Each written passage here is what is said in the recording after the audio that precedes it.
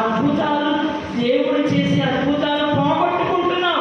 నిర్లక్ష్యం, మన జీవితంలో నిర్లక్ష్య స్వభావం ఉంటే మనం ఎన్నో అద్భుతాలు ఏం చేయలేకపోతాం, చూడలేకపోతాం.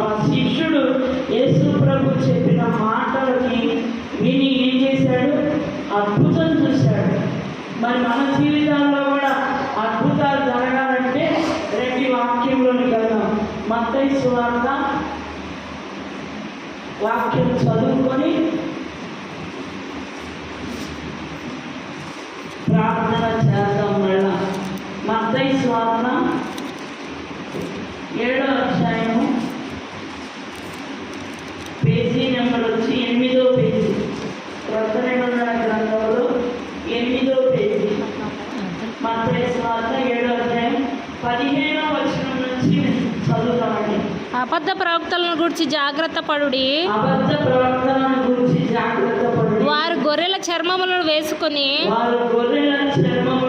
మీ యొద్దకు వత్తురు కానీ లోపల వారు క్రూరమైన తోడేళ్ళు. వారి ఫలముల వలన మీరు వారిని తెలుసుకొందురు. ముండ్ల పొదలలో ద్రాక్ష పండ్లనైనను పల్లేరు చెట్లను అంజూరపు పండ్లనైనను కోయుదురా? అంజూరపు అలాగుననే ప్రతి మంచి చెట్టు మంచి ఫలం ఫలించును, పనికి మాలిన చెట్టు కాని ఫలములు ఫలించును. మంచి చెట్టు కాని ఫలములు ఫలింపనేరదు, పనికి మాలిన చెట్టు మంచి ఫలములు ఫలింపనేరదు.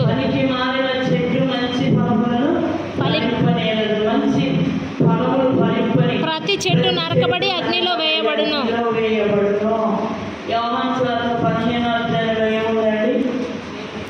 ద్రాక్షావళిని తీగలు ఫలించకపోతే ఏమవుతుంది? ప్రతి తీగను ఆయనలోంచి తీసి అగ్నిలో పారవేస్తాడు. ఇక్కడ ఏమని మాట్లాడుతున్నాడు?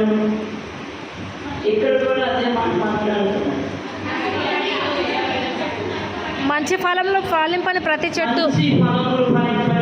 చెట్టును నరికి అగ్నిలో వేయబడు. అబద్ధ ప్రవక్తలు వస్తారంట.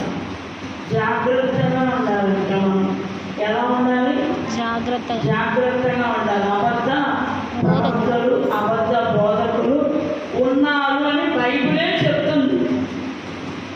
మనుషులు చెప్పట్లే. ఎవరు చెప్తున్నారు? బైబిల్ గ్రంథంలో దేవుడే తన భక్తుల ద్వారా వ్రాయి